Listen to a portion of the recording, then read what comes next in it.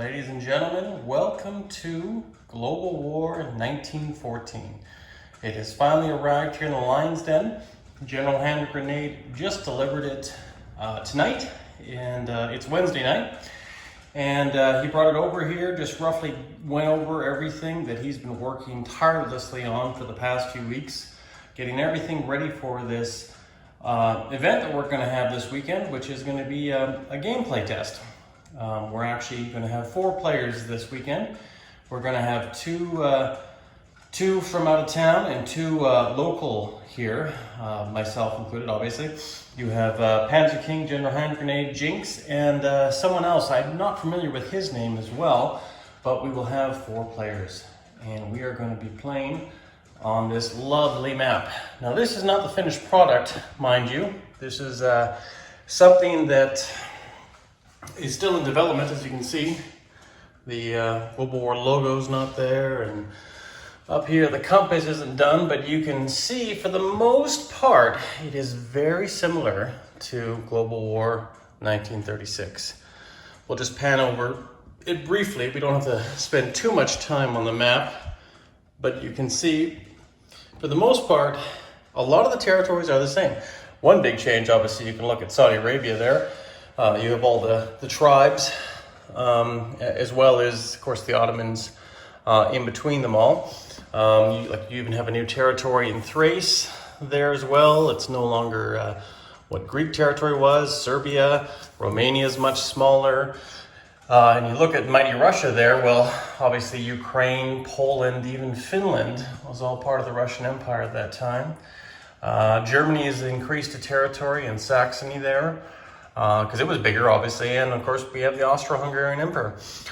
Interesting symbols right here too. I like the Austro-Hungarian flag. I don't know why these are on here in comparison to that. Maybe they're just symbolizing German ally, or maybe that was a Austro-Hungarian symbol too. But yeah, interesting note about that for sure. You can even see, look at that, Dafur Sultan. Maybe that's a Turkish ally down here, or a Turkish colony. Never seen that before. That's kind of cool. Over here, look at that. You can see Anzac.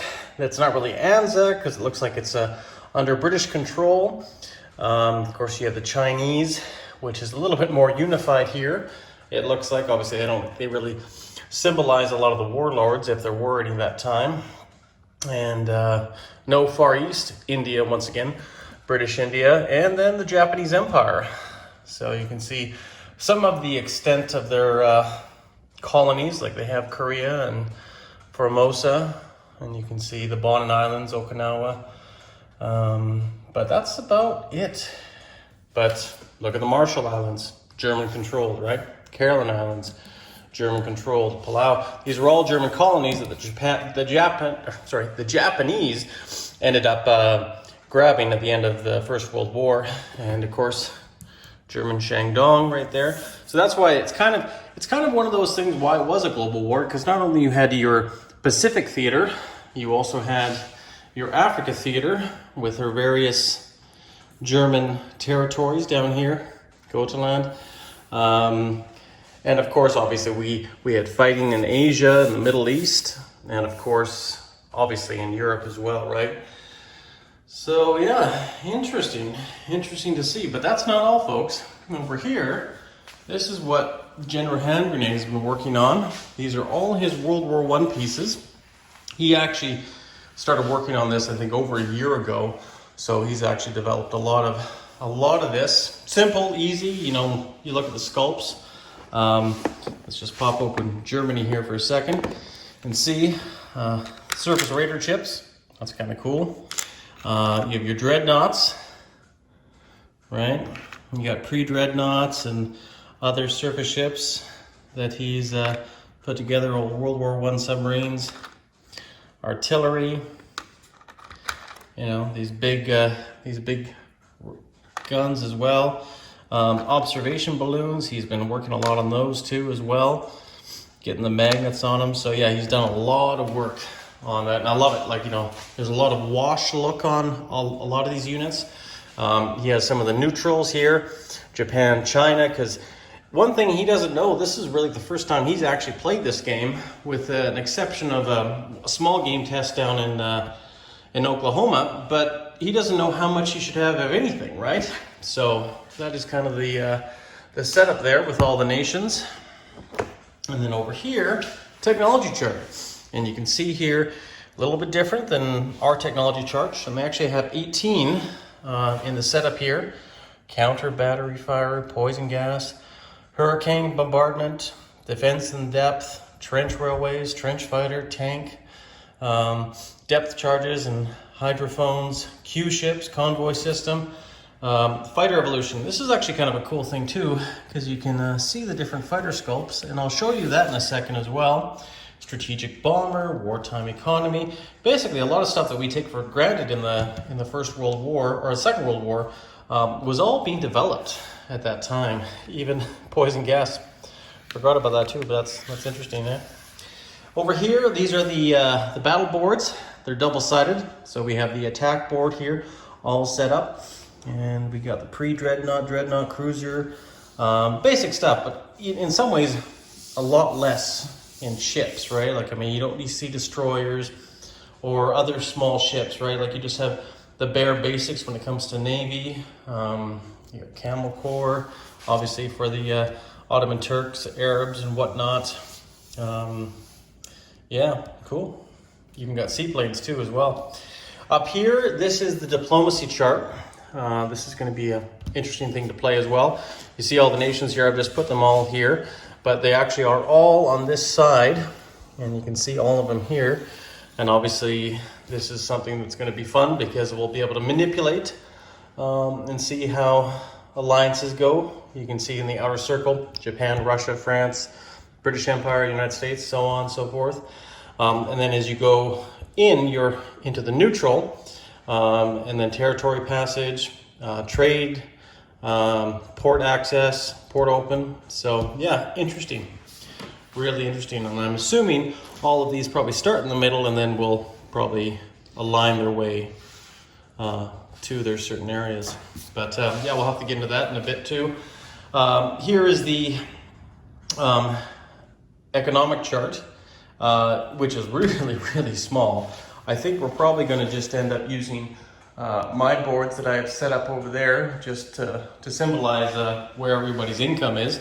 But the cool thing about this one is it is all the events laid out. So random events draw, all the way end of the First Balkan War, you know, in 1913, and so on and so forth. We're actually going to start in 1912. That's the cool thing about this. So in some ways, I guess you could say it's Global War 1912, but really it's Global War 1914. And this is kind of a prequel to it. So you can start doing a little bit of manipulation like you do in Global War 1936 to see when you get up to war here, which is in some ways, probably you're about a quarter through the chart and then all the way to the end where, and I think we're probably going to play that Russian Revolution expansion, which is over here.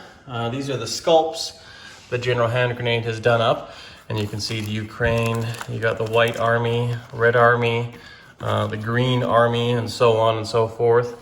He's brought us facilities here as well. Over here, this is the cool thing about the fighters, as I was saying earlier. In 1914, they're more so just for observation, and as they progress, they become into dogfighting, fighting, bomber, ground attack, naval strike. So yeah, it's just as the Air Force is developed, it starts to understand, okay, we can do this and do this, because it was totally new technology. I mean, turn of the century, they didn't even have flight mastered yet, so it was quite a stretch. And then these are very small maps, but these are also part of the prequel, if you want to say, or the start of the 1912 game, where you have the Mexican Revolution, which is part of that.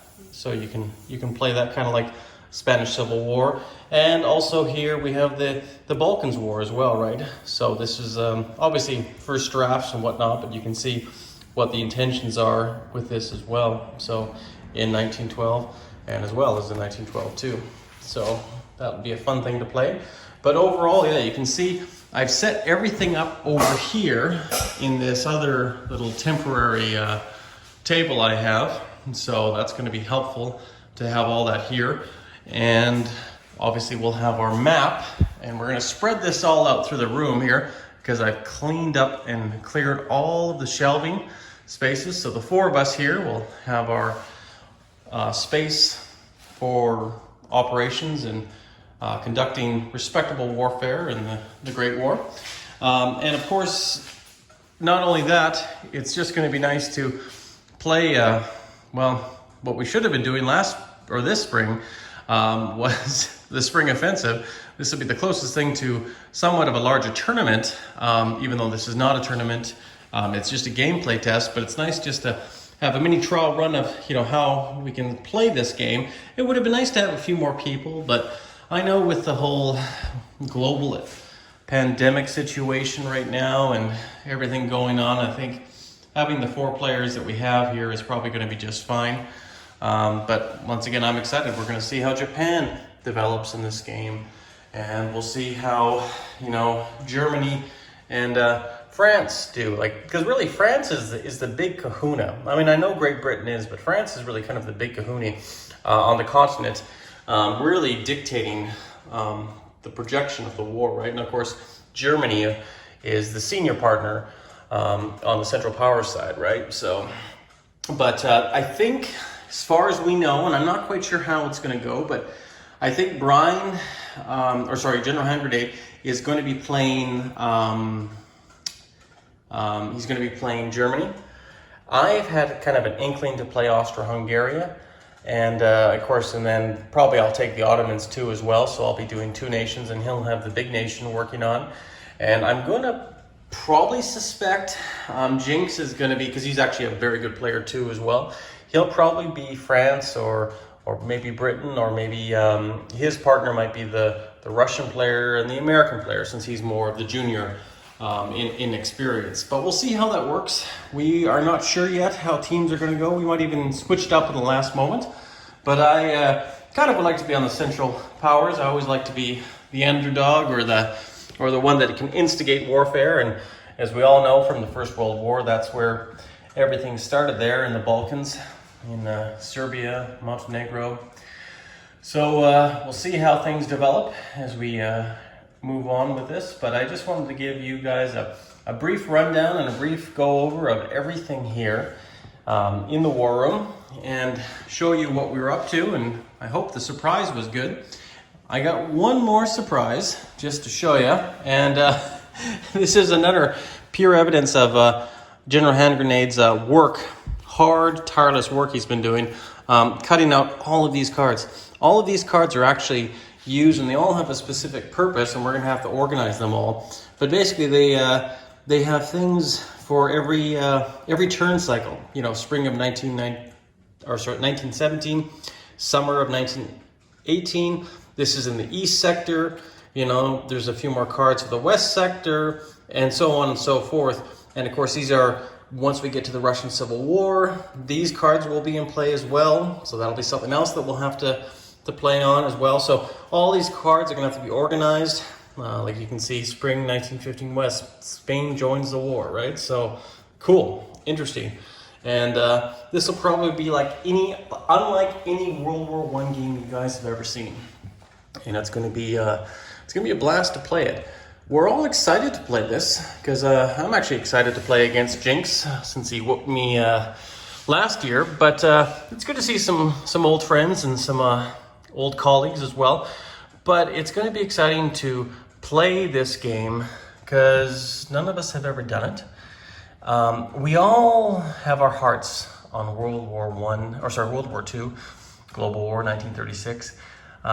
We all love it because it's just that's the era we got into this game with Axis and Allies, mostly, and then of course later on with Global War and other editions. But that's kind of where our heart lies. But also, this started, all of that started from the First World War. So it'll be kind of cool just to take a step back in time, go back 30 years, and see what we can do in the past. So anyways, this is Panzer King here in the Lion's Den, just giving you guys a brief shout out. and showing you what we're up to and what we're going to be doing this weekend. We're going to start playing Friday. So we got a lot of setup to do and a lot of organization to get that. And we're going to be doing a 3-day event, and we're going to be doing non-stop around the clock, hopefully until we drop. So hopefully you guys will enjoy the journey with us, and we will see you guys on the battlefield. This is Panzer King here, signing out. Take care, everyone.